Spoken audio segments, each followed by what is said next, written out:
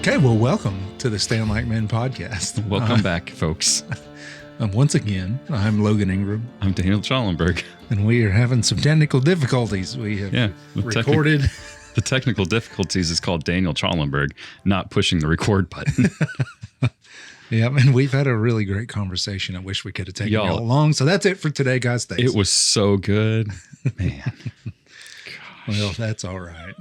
That's all right. This is episode 19. And I say we just jump into it. Don't even worry about the intro stuff. Okay. I'm good with that. Yeah. We already introed. Yeah. You should have been there. It was such a good conversation. We should have been here yesterday. Yeah. Oh, man. All right, Daniel. We're talking about generational healing. Yeah. And generational hurts, baggage. Mm-hmm. We've already brought it up. I mean, we had a great conversation. It was great. About trauma and baggage, if we're going to try and issues and all that. Retrace our steps, I think I started by throwing it to you and saying, what is it? And Okay. Let's define it first. All right. Well, let's do it again. All right. So some of the examples I can think of are generational trauma or hurts or something. Some of them is, you brought up earlier, is abuse. Mm-hmm. That's one. It just kind of, you see it every day. Alcoholism, drug abuse. Mm-hmm. Those are some that just kind of trickle. They have a trickle effect. They just roll downhill. Mm-hmm. Others are maybe self-esteem. Yeah. There's maybe marital stuff. Divorce can be a generational deal. Secrets within the family. Sometimes, like, I know lots of people who have woken up one day and like, are you serious? You never told us that this has happened in our family. And it just becomes some big thing. Mm-hmm. And others are maybe a poverty mindset or a prosperity mindset where you become arrogant because of your family history. And then that's just the way you are, just because that's how your parents were, your grandparents were, whatever. I mean, it's hard to track and it's hard to pinpoint it sometimes generally till you're older. Mm-hmm. You kind of realize, oh, I learned that from my parents. Mm-hmm. I got that from my grandparents. Whatever it is. I mean, it could be anger, how you respond to stuff. We talked about respond versus react. Maybe your parents reacted out of anger towards something and that's just what you learn. Yeah. It's just how, and you brought it up earlier. Go ahead and talk about like how somebody maybe recognizes something and you're like, oh, I thought that's how everybody did it. Yeah. So everybody comes out with some sort of what we're calling generational inheritance. And kind of like what you were saying, like everybody comes out with like different idiosyncrasies or neuroses or like the way they handle things. But like, I think our generation was the first one that started putting a name to it. Mm-hmm. Our generation called it baggage. The next generation started calling it issues. And like baggage is like, we've got a lot of stuff that is making it difficult for us to like function in society as smoothly as we feel like we should. But we don't want to like label it as wrong necessarily because we're still trying to figure this out. Issues, the next generation called it issues because they're like, okay, these are actually some problems that we're dealing with. And then this current generation is calling it trauma, where it's, I don't want to downplay what people go through and what people went through growing up. We're not really labeling them trauma, baggage, issues and trying to differentiate because everybody experiences things differently. Comes out with something. And usually all of this is a spectrum. I'm going to talk about that in a little bit, but we start recognizing that we have baggage issues or trauma or whatever. Once we leave that environment of where you grew up, you come out and you start interacting with people who didn't grow up in that environment. And you start realizing like, often, like for me, I started noticing it in college, and I would imagine that the vast majority of people have the same experience where they leave, they go to college, they start hanging out with friends, and you do something, and then your friend's like, what are you doing? It's like, is this not normal? It's like, no, this is very not normal. And so you start to identify the different things that you learned from your family that that wasn't necessarily healthy, maybe. So with baggage issues or trauma, whatever you want to call it, it's all part of a spectrum, in my opinion. So like when you look at baggage and like a spectrum of severity of your generational inheritance. And so like with a baggage, it may be like, we don't throw anything away. We don't throw away boxes. We don't throw away food. Anything gets put in the freezer, even if it's, and like whatever it is, we put it in the freezer, it's still good. We can make it work.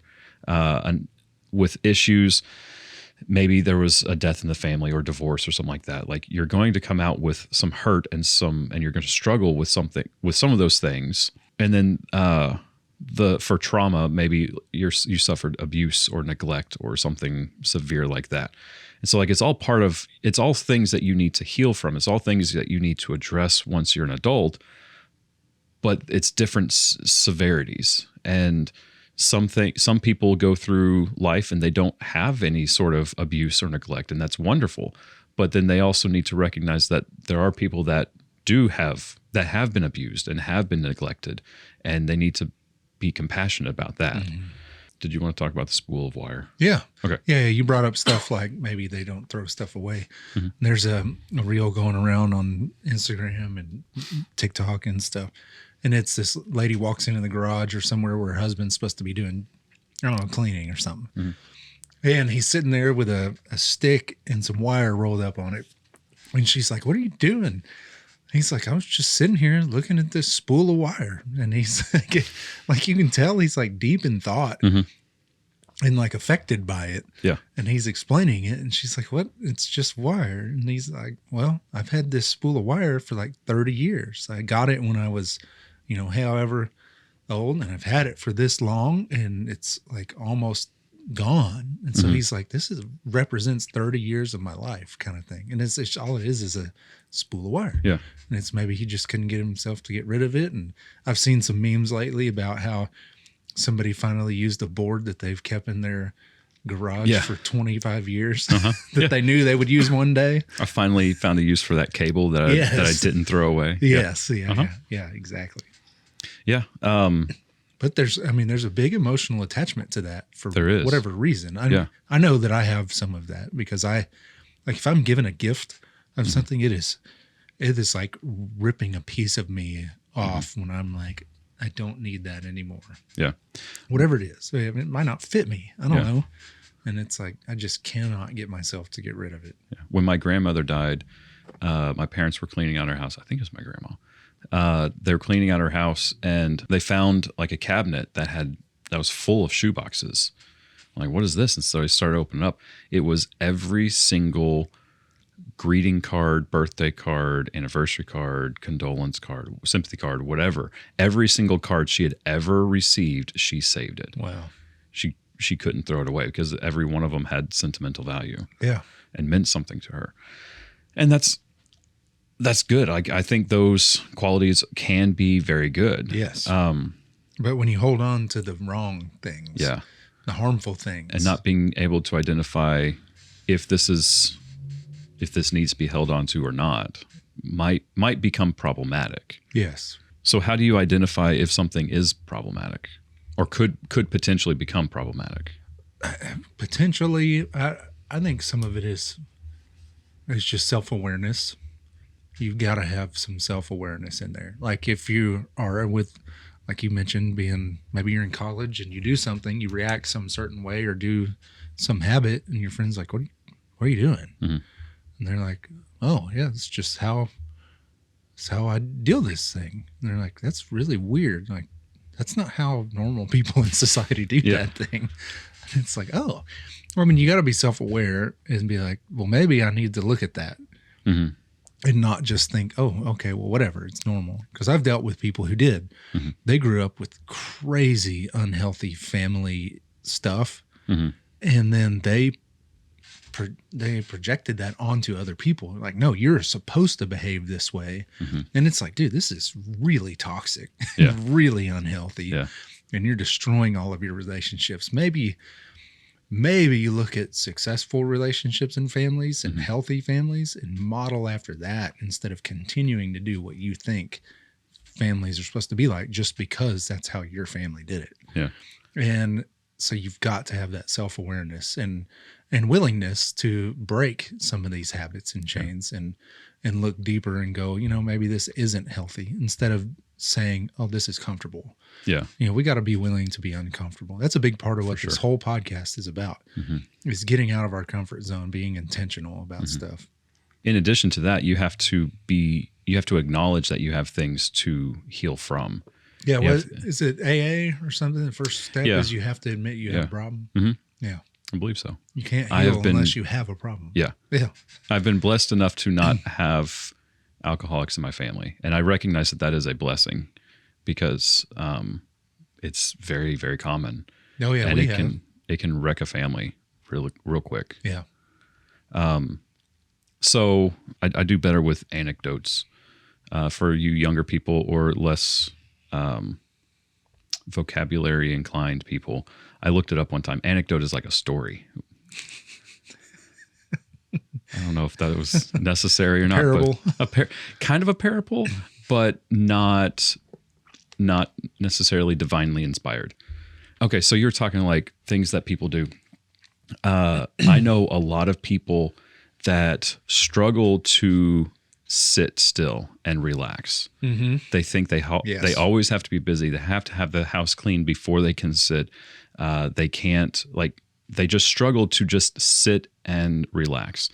And you start to look deeper as to why. And it's because whenever they sat still as a child, they got in trouble. Mm-hmm. Because clearly if you're sitting still, then you're bored. And if you're bored, you need to be cleaning or you need to be doing something productive. Mm-hmm. And so you had to, or similarly, I think I said that right. Similarly, whenever I get home, like from work or whatever, and like I walk in and Kara's just sitting on the couch and she's like, I've not just been sitting here all day. I'm like, okay. She goes, well, like when you left, I was in this position and you got back, I'm in the exact same position. I'm like, okay. And I'm like, so? And she's like, well, I didn't want you to think that like I didn't do anything. I'm like, if you didn't do anything, like I trust you enough to not worry about it. But like she was conditioned like most of us that like you have to be productive. You can't just sit still and as soon as the parent gets home, like if you hadn't completed your tasks, like you're in trouble. Yeah. And like there's a major problem. Yeah. Yeah. Well, I mean, I've dealt with the same thing. Like I have one of that has affected me in that, being productive and being successful. Like my worth is tied to my productivity and my value, what I can offer other people. And that's from my mom and dad and then from some of my grandparents. And it just is like my mom and dad were super successful. My mom I think her degree was in computer programming, and she became a really successful CPA and then helped my dad grow his business. And then she decided to go to law school at A&M at 60 and passed with an A, like almost 100 in the whole course. And so like my mom was so achievement oriented and that has just rubbed off on me. Like, even though I'm like consciously trying not to be that way, it still affects me every day. Yeah. Like every day I get home from work and like, dude, I didn't produce a single dollar today, like directly. Yeah. Like, and I'm like, well, that's it. Everybody's going to leave me. Everybody's going to hate me now just because I didn't produce anything today, even though I'm building, and that's just part of it. Like I'm building an RV park right now. I cannot make money at it today because it is not finished. So it's like, but then I'm like, well, I'm so achievement oriented that it actually negatively affects me. It can be great. It can be really good because it can be a good driver for success and for productivity and stuff. But you can hit a point where when you're not productive, that you just beat yourself up for it. And that's something I struggle with a lot. Yeah. And that's definitely generational from my parents and my grandparents. It sounds a little imposter syndrome. Oh, it definitely is. And I was thinking about that as you were talking. It's like, growing up, we see our parents and we're like, oh, they've got it all figured out. They've got the house. They've got they're married. They've got the house. They got all the 2 or 3 cars. they're successful in their business. They've got all these things. And then once we get to adulthood, we're like, why don't I have all these things that my parents had? Why don't I have it figured out like my parents did? Well, some of that's a lie, because we're not in the same circumstances they were. Yeah. Just the dollar's not worth what it was. It's not, interest rates are different. There's a million different reasons why we're a lot of crises from various forms. Yeah. I mean, it's ridiculous how and the fact that there's everything is, but we're still judging ourselves based on stuff that's totally based on a standard out of our controls. Based on a standard that's 30 plus years old. Yeah, it's outdated. We've been talking. I want to jump into like another anecdote of. I know that I got a buddy. I'm not going to say his name, but like you can see the cycle, like this generational inheritance cycle that it's going through. Like if you don't heal from whatever baggage you have, you're going to pass it to your kids. They're going to pass it to their kids, and it's just going to keep going down the line. And so like this buddy, his mom's a narcissist, and nothing is her fault. Anytime like he does something good, like anytime that he has an accomplishment at work or whatever, like she tries to take credit for it of like, well, I did such a good job of raising you, or, you wouldn't have made it here if I hadn't done this or that. And it's like, she's pulling his successes onto her and trying to take credit for it. Mm-hmm. And so it was intriguing. So I was chatting with him one day and I'm like, what is up with that? And he's like, well, my mom is exactly like her mom. And so like he had talked with his dad and he was like talked with his parents and was like, I'm having problems with all of this. And the parents were like, your mom is this way because her mom behaved this way, and gave some examples. And they're like, and probably if you can believe what her mom said, I'm getting lost in the pronouns, or like in the genealogical pronouns. If you can believe grandma's story, great grandma did such and so things to her and behaved such and so ways to her. Mm-hmm. And so, and then this buddy of mine, like you look, he's got a couple sisters and they are doing exactly to their kids what their mom did to them. So you can see, like, if you like tracking it, you've got great grandma who behaved a certain way to grandma. Grandma didn't heal from whatever issues, and she behaved the same way to mom. And then mom didn't heal from her stuff and blamed and did the same thing to sisters. And then sisters never healed from it and are currently doing the same thing to their daughters. And it's everything is a power play. Everything is, how do I establish dominance over you? How do I like win the argument, or or how do I get more value than you? And everything is a competition.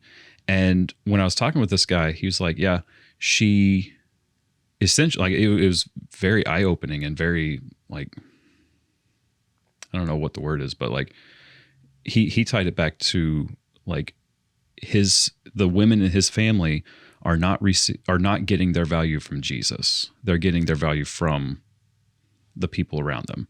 Like his mom was conditioned to get her value from her mom, and her mom was very slow to give out any sort of affection. And if you can believe her, she didn't give out any affection or any sort of love or any sort of value. And so the mom was very like withholding of love and affection to her kids. And so much so that, and because she never got value from her mom, she's trying to take the value that her kids have achieved.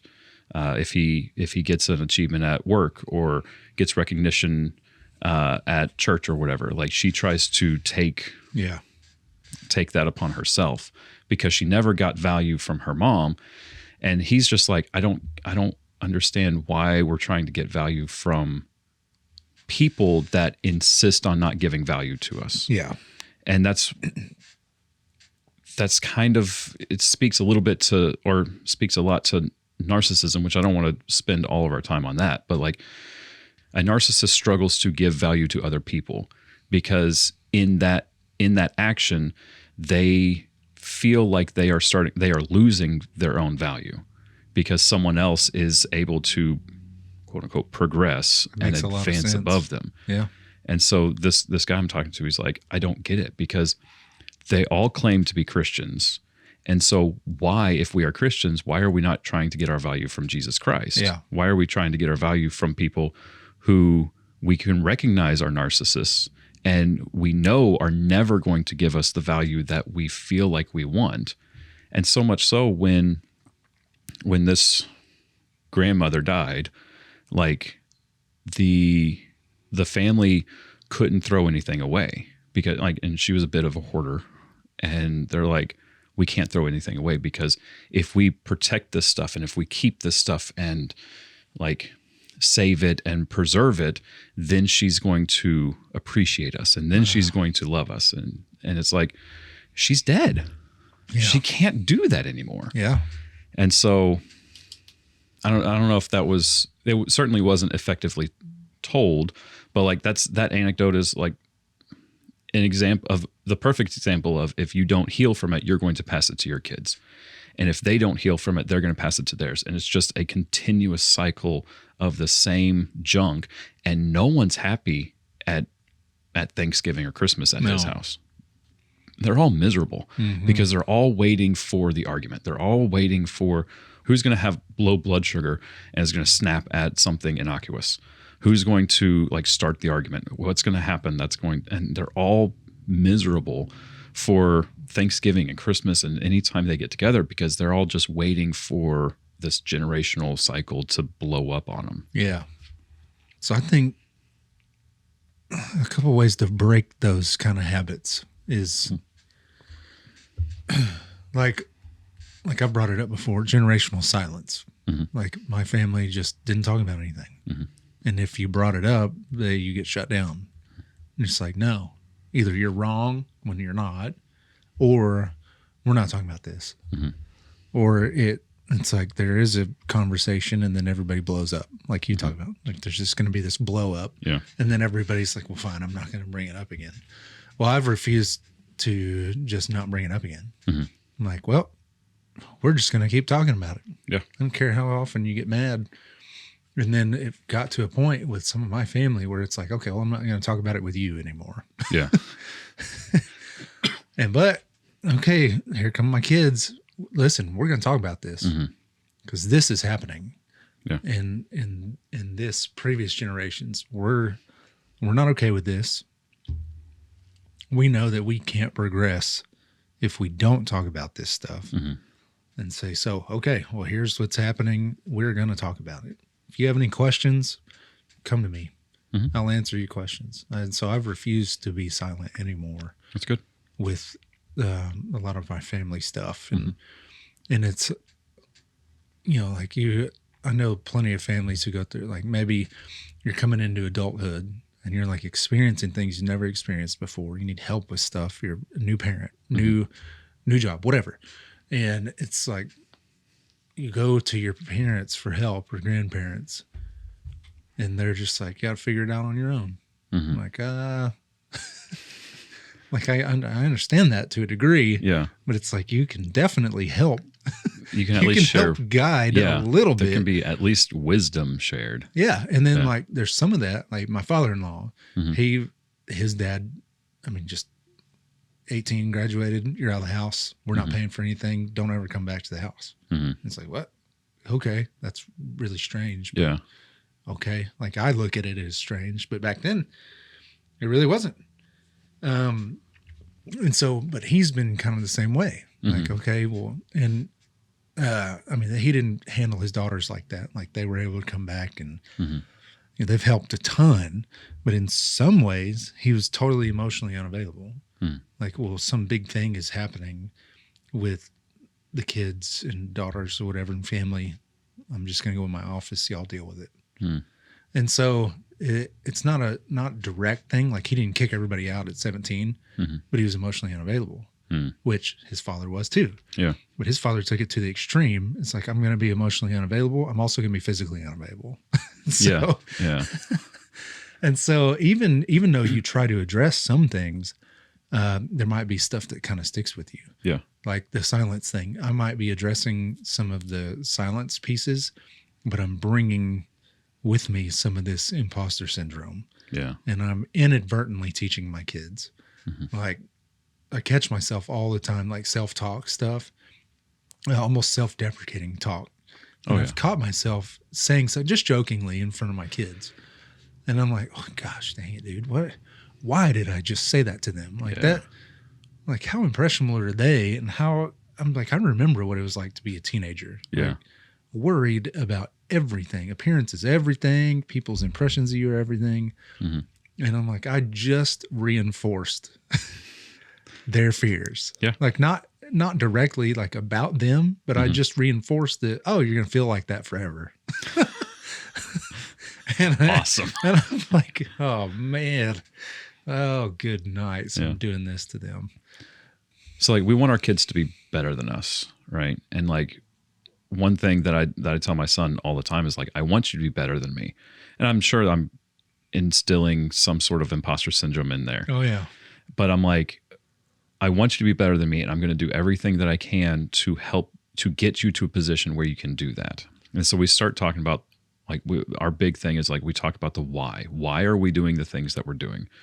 I went to grad school, and I had to take a couple counseling classes.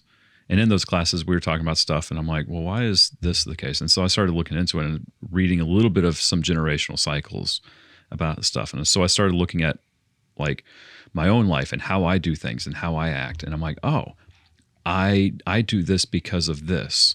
I do this because my dad did this. I do this because my mom, and et cetera. And I'm like, okay. And I still love my parents dearly. I still eat lunch with them every Sunday. And like we go to the same church, we hang out. Not hang out, but like we still do stuff together all the time. But like there's still things that they did as parents that I'm not going to do for my son. And so kind of as I'm processing these things and talking with them, like they do this, like they did those things for me because their parents did those things for them. And so wanting to break that cycle, I'm talking to Emmett. I'm like, hey man, you're going to come out with baggage. You're going to come out with a lot of stuff because I am not perfect. I'm sure our listeners are very shocked by this. Yeah. But like, we're not perfect. And so because I'm not perfect and my wife is not perfect, he's being raised like 1 and 1 equals 2. He's being raised by 2 imperfect people. Yeah. And so there's no way that he's going to come out without some sort of baggage or issue or trauma. Now, my goal as I recognize this is to do everything in my power to make sure that anything that he comes out with is minimized and that he has the tools and equipment and means needed to like heal from that. Yeah. And so like we've had like he's probably really annoyed with the conversations now, but like I keep talking to him like, listen, you're going to come out with something, but you need to heal from that because, you know, if you're 20, 25 years old or whatever, and you're doing something because of the generational cycle, okay, yeah, there's a lot of, you can accept the blame that it's the parents' fault. But then once you're out of the house for 20, 30 years, you start to lose a little bit of credibility because it's no longer your parents' fault because you have been holding on to that. That's what this one, my buddy was dealing with his sisters. He's like, y'all have been out of the house for almost 20 years. Why are y'all still holding on to this baggage that your mom dumped on you? Yeah. Well, I've mentioned it before, I think on here. I've definitely talked to a lot of people about it, but you know, that whole thing with hurt people. Like, well, okay. If you're a little kid, okay, sure, use it as an excuse, but maybe step in and help that kid. Yeah. But hey, because I've heard people use the same thing with adults. I'm like, okay, I get that, but here's the deal: every single human on the planet's been hurt. Like, if we just took that, well, hurt people, then everybody would just kill everybody. Yeah. or torture everyone and abuse everyone. It doesn't happen that way because you become an adult and you make your own choice. You decide whether you're going to continue with that behavior or not. You decide whether you're going to change it and just change that behavior, become something else. And I've had people say that, well, that's why he does this. And I'm like, dude,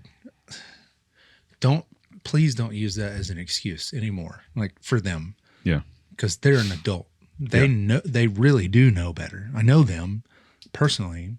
I know that they have had good examples and that they have had, things happen in their life where they knew that whatever they're doing is not the right way to do it, but they continue to do it that way. Yeah. That's a personal choice. Yeah. So you've got to take some accountability, self-accountability, and some ownership for your own stuff. Yeah. Like you got to. Yeah. You can't just go, well, this is who I am. Yeah. This is how I was raised. Well, we'd have to be a horrible society. Yeah. If we all lived like that. You can, I mean, it's fine as an explanation as long as there's intent to heal from it. yeah, that's But fine. using it as an excuse, like you were talking about, that's well, like a kid doesn't know any different. Yeah. I mean, they literally have only experienced that. Like say they're being abused, like a bully at school or something's abused at home. The only difference of like example they've seen is maybe at school, like a teacher's nice to them. But I mean, they are learning that that's what you do to people. Yeah. You be mean to people because that's adults are mean to them. And so, but at some point they become an adult themselves and they see plenty of examples in their life and in society where that's not the truth. Yeah. That's not how you treat people. I knew a guy growing up. He was like one of the adults at camp counselor. No, okay. But more like an administrative level. Yeah. And he told, I'm not going to say his name because I don't know if he's okay with me sharing this, but he would tell how his dad was a drunk and it would have been better if he had abandoned the family, but he was still there. He was abusive, beat the family, drunk, verbally abused. Like it's just not a good person. And when this guy like left the house, he said, I am never going to treat my family like this. And he found Jesus. He like focused on Jesus and he's a pillar of society. He has like he is a true patriarch of his family.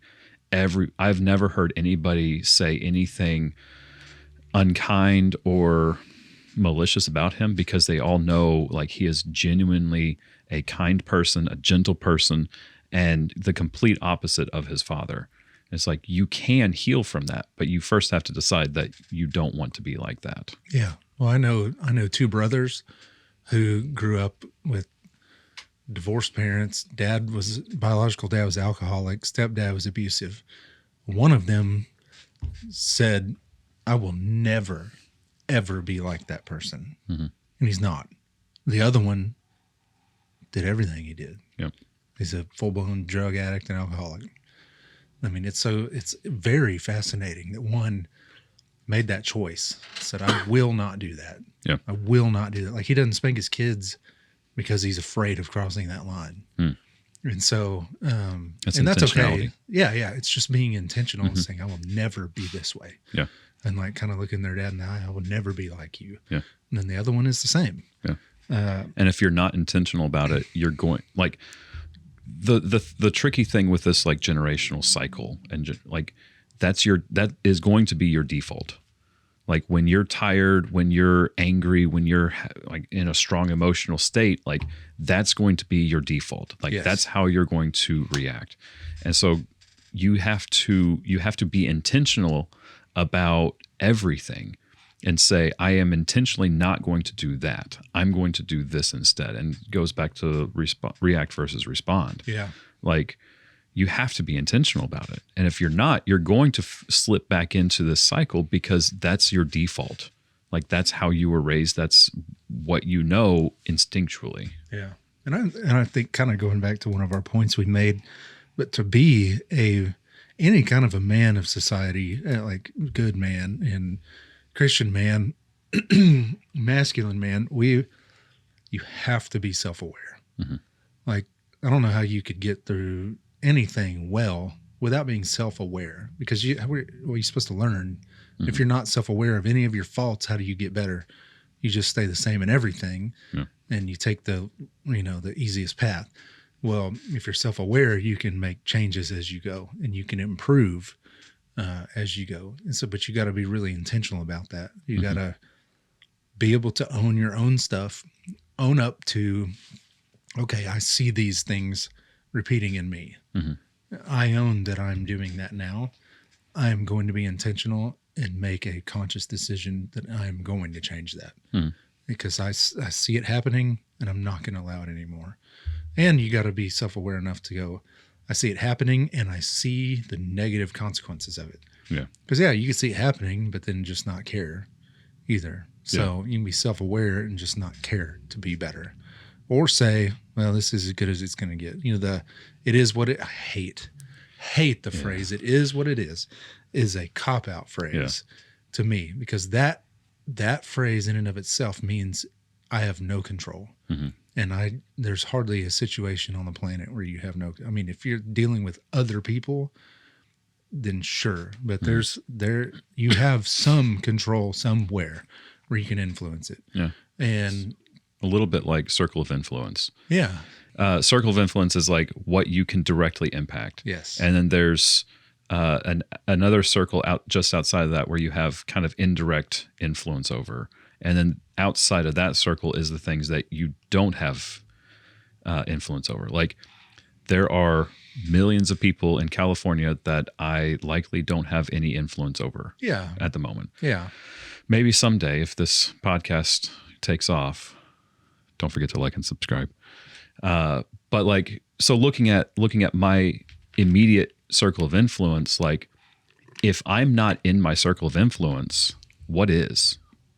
Kind of like to your point, it's like, if I'm not willing to fix me, if I'm not willing to like work on myself, then clearly like I can't just say it is what it is about myself, because that's something that I should definitely be able to control. Well, that's what frustrates me about that phrase is because most of the time that's when people use it. Yeah. And the whole phrase of that's just who I am. Yeah. Oh, no, I can't stand that phrase. No. I'm like, that is not acceptable. No. Like my kids have said that to me and I will hammer them. Yeah. Like that is not acceptable at all, because you don't have to be that way. And No. it's not who you are. That's just a habit that you do and you choose to do it. Yeah. It's not just who you are.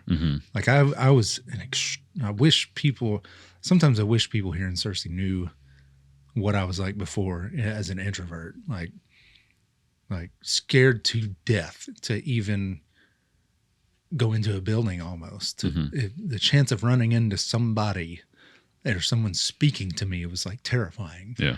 And I used to say that. You said, well, I'm just an introvert. That's just how I am. That's just who I am. And I finally got to the point where I'm like, that is not good enough for me. Yeah. And so I changed it.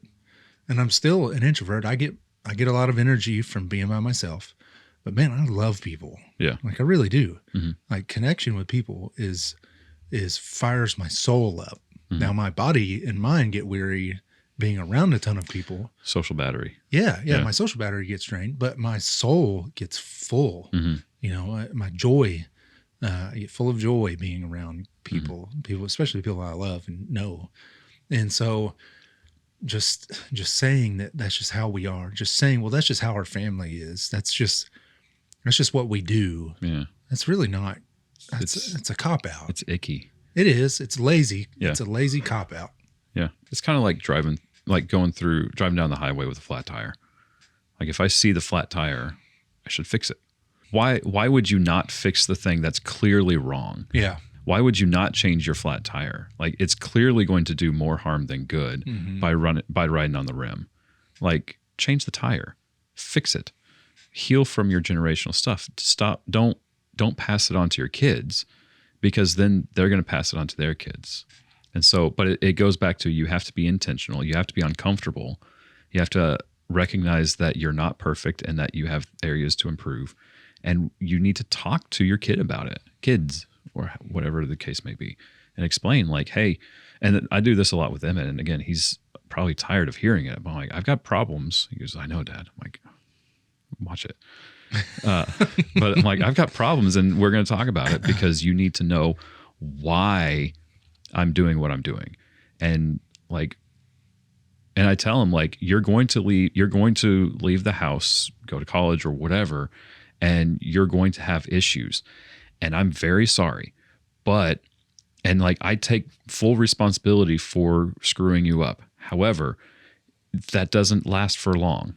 Like pretty soon you have to decide that you're going to heal from it, and you have to do whatever you need to do to heal from that baggage. I'm trying to tell him, like, give him options of how to do it, but like essentially like teach him how to be a man and teach him what it means to be intentional about things. And so that I'm hoping so that once he leaves the house, the hard part is identifying what his issues are, so that once he identifies them, he can work to fight them, but he's going to have the tools to heal from those. Yeah. You know, you can feel really alone trying to do that. Yeah. I mean, really, like you can think, well, nobody's family deals with this. I mean, especially with social media, the way it is, you see all the highlights. Yeah. I mean, a reel is called, it's a highlight reel. Highlight reel. Yeah. Yeah. Mm-hmm. And so you just go through life thinking, well, nobody else is dealing with this stuff. Man, you can get some help from people around you, people that love you and know you, and tell them what you're doing. So I want to try and break this deal. I see this in me and I want some help. People would love to help. Yeah. I mean, because a lot of times the best wisdom comes from experience, and most everybody has been through something you've been through. Mm-hmm. And so you can find somebody that might have some good, we've talked about the mentor stuff and taking advice from advisors and mentors and all of that. It goes the same with healing like this. Find somebody that's been through it. Yeah. And get some advice. Mm-hmm. If not, even if they don't have good advice, they can walk through with you. Yeah. I mean, that's the whole point of all of this too. And a big piece of masculinity to me is sharing life with other people, sharing life with other men that you can walk side by side with. Yeah. Not doing stuff on your own. You don't have to. Yeah. You don't have to do it on your own. And it feels really unique and like you're the only one that's ever been through it. You haven't. I mean, that was a big realization I had to come to. Yeah. Everything I am dealing with and have dealt with in my life, other people have too. Yeah. And it's not like well, you're not special, but it's man, you're not alone. Mm-hmm. It's not that you're not special and you have unique circumstances. It's that you're not alone. Yeah. And also, guys, you can invite God into the problem too, through prayer. I regret that we waited till minute 45 to bring that up. That's an excellent point. That's a good closing, though. Yeah. Is invite God into the hard stuff. Yeah. That's through prayer, you know. Mm-hmm. Have him step in it with you. Yeah. Because he will. Mm-hmm. Promises that in the Bible. That's one thing I struggle with all the time, too. Mm-hmm. And I struggle with it today in therapy, thinking, you know, verbalizing it, thinking, well, I know that he can, but I doubt that he will for me. Yeah. Like, I know he can, and I know he does it for everybody else, isn't that interesting? But I doubt that he will for me. And that's a lie. What would you call that? That's a lie. Imposter syndrome. Is it imposter syndrome? It feels more. There's a different name. Targeted, yeah. It is. It's not really. I mean, it's kind of the same feelings, but it's not. I don't really know what to call it exactly, but that's true though. It's a lie. That's a lie from the enemy. Definitely saying that, well, he won't do it for you, because he will. Mm-hmm. If you invite him in, if you put in the work, if you're intentional, and if you're dedicated to actually trying to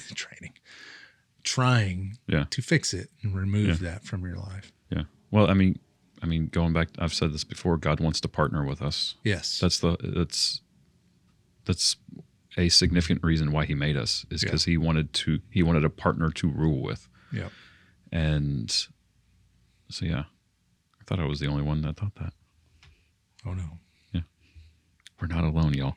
No. Again, see? Daniel thought. he was the only one dealing with it.